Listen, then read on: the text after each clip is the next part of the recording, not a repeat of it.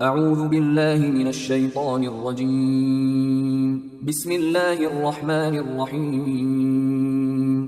سورہ یاسین آیات نمبر 69 تا 83 میں بیان کہ نہ رسول اللہ صلی اللہ علیہ وآلہ وسلم شاعر ہیں اور نہ قرآن کوئی شاعری کی کتاب، یہ تو بس اللہ کی طرف سے یاد دہانی ہے تاکہ منکرین پر حجت تمام ہو جائے، منکرین کو غور و فکر کرنے کی دعوت، اس حقیقت کا بیان کہ اللہ نے انسان کو پانی کی ایک بوند سے پیدا کیا، اپنی پیدائش کو بھول گیا اور کہتا ہے کہ جب ہڈیاں گل سڑ جائیں گی تو دوبارہ کون پیدا کرے گا۔ اللہ کی شان تو یہ ہے کہ جب کسی بات کا ارادہ کرتا ہے تو کہتا ہے کہ ہو جا، سو وہ کام ہو جاتا ہے۔ اعوذ باللہ من الشیطان الرجیم وما علمناہ الشعر وما ينبغی لہ ان هو الا ذکر وقرآن مبین۔ اور ہم نے پیغمبر صلی اللہ علیہ وآلہ وسلم کو شعر کہنا نہیں سکھایا اور نہ ہی شاعری ان کی شان کے لائق ہے، اور یہ قرآن تو محض ایک نصیحت اور واضح کتاب ہے۔ لِيُنذِرَ مَن كَانَ حَيًّا وَيَحِقَّ الْقَوْلُ عَلَى الْكَافِرِينَ، تاکہ ہر اس شخص کو خبردار کر دیا جائے جو زندہ ہے، اور اس لیے بھی کہ کافروں پر حجت پوری ہو جائے۔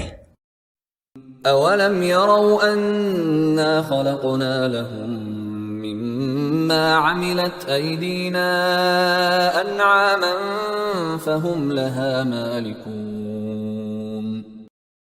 کیا یہ لوگ نہیں دیکھتے کہ ہم نے اپنی قدرت و حکمت سے جو چیزیں پیدا کی ہیں اس میں ان کے لیے مویشی بھی پیدا کیے جن کے آج یہ لوگ مالک ہیں۔ وَذَلَّلْنَاهَا لَهُمْ فَمِنْهَا رَكُوبُهُمْ وَمِنْهَا يَأْكُلُونَ،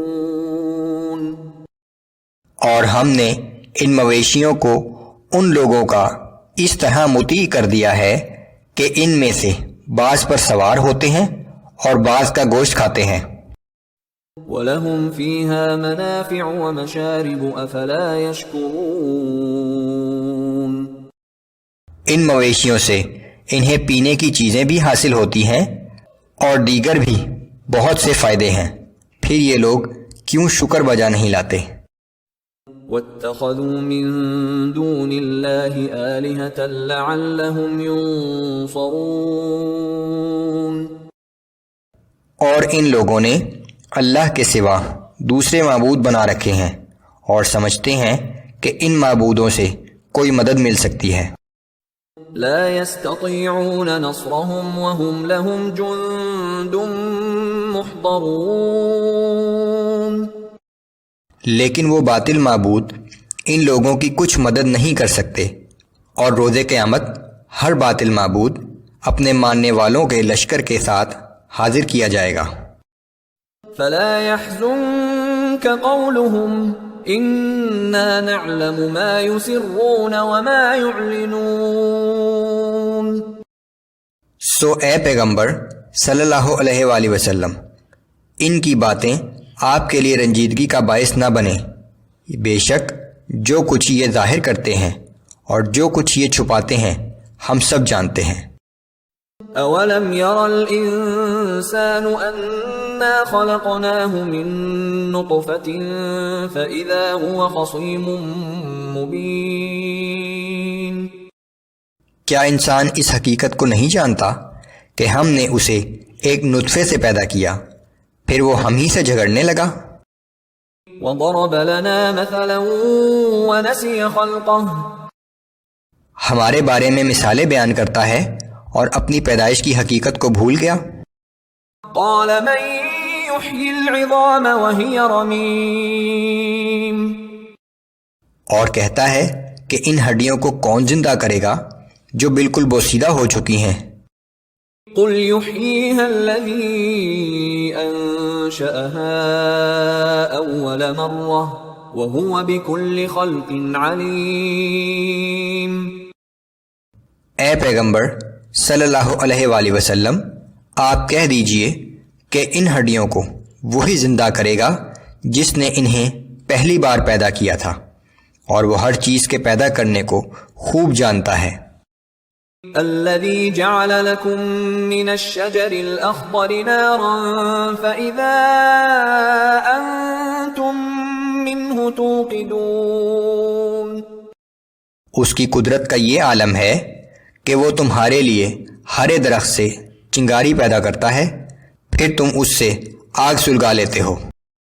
أوليس الذي خلق السماوات والأرض بقادر على أن يخلق مثلهم؟ کیا جس ہستی نے آسمانوں اور زمین کو پیدا کیا وہ اس بات پر قادر نہیں کہ ان جیسے آدمیوں کو دوبارہ پیدا کر دے؟ بلى وهو الخلاق العليم۔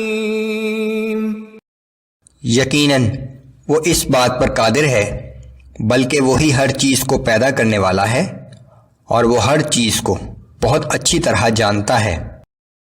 انما امره اذا اراد شيئا ان يقول له كن فيكون۔ بس اس کی شان تو یہ ہے کہ جب وہ کسی چیز کا ارادہ کرتا ہے تو صرف کہہ دیتا ہے کہ ہو جا، اور وہ فوراً ہو جاتی ہے۔ فسبحان الذي بيده ملكوت كل شيء وإليه ترجعون۔ ہر عیب سے پاک ہے وہ ذات جس کے ہاتھ میں ہر چیز کی حکومت ہے، اور بالآخر تم سب کو اسی کی طرف واپس لوٹ کر جانا ہے۔